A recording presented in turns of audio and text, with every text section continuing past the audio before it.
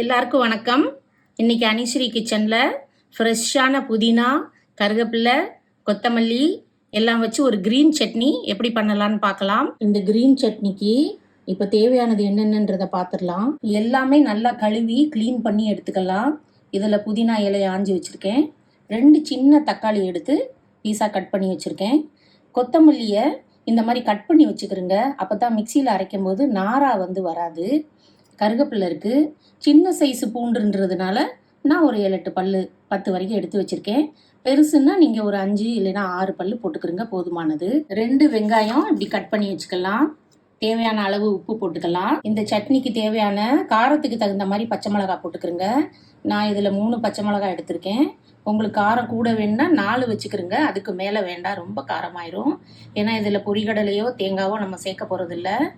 அதனால 2 பச்சை மிளகாலேருந்து ஒரு 4 வரைக்கும் நீங்கள் வச்சுக்கலாம். தேவையான அளவு நம்ம புளி கொஞ்சம் வச்சுக்கலாம். இப்போ நம்ம தேவையானது எல்லாத்தையுமே மிக்சியில் சேர்த்துடலாம். இப்போ பூண்டு போட்டுக்கலாம். இந்த சட்னியை வதக்காம தான் நம்ம அப்படியே பச்சையாக தான் அரைக்க போகிறோம்.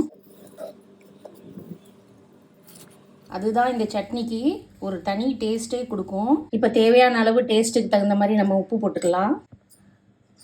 இப்போ நல்லா நைஸாக மிக்சியில் அரைச்சிடலாம். முதல்ல இதுக்கு நிறைய தண்ணி ஊற்றிடக்கூடாது. அது தக்காளியோட ஜூஸ்லேயே அரைஞ்சிடும். தேவைப்பட்டால் கொஞ்சம் கொஞ்சமாக நம்ம தண்ணி ஆட் பண்ணிக்கலாம். பாருங்கள், நல்லா நைஸாக அரைச்சாச்சு.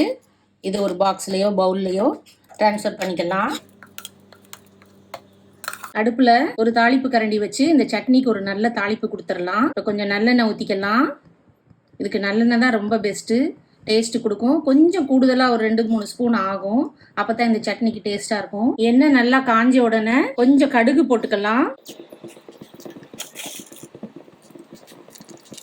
கடுகு நல்லா வெடிக்க ஆரம்பித்தோன்னா உளுந்து போட்டுக்கலாம். அப்புறம் கொஞ்சம் பெருங்காயத்தூள் போட்டுக்கலாம்.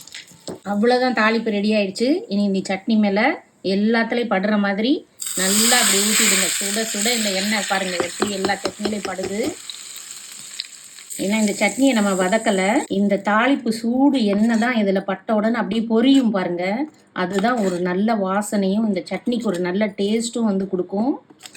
இப்போ பாருங்க, சூப்பரான ஒரு க்ரீன் சட்னி ரொம்ப டேஸ்டியாக ரெடி ஆயிடுச்சு. இது இட்லி, தோசை, சப்பாத்தி, பூரி எல்லாத்துக்கும் தொட்டு நீங்கள் சாப்பிட்லாம்.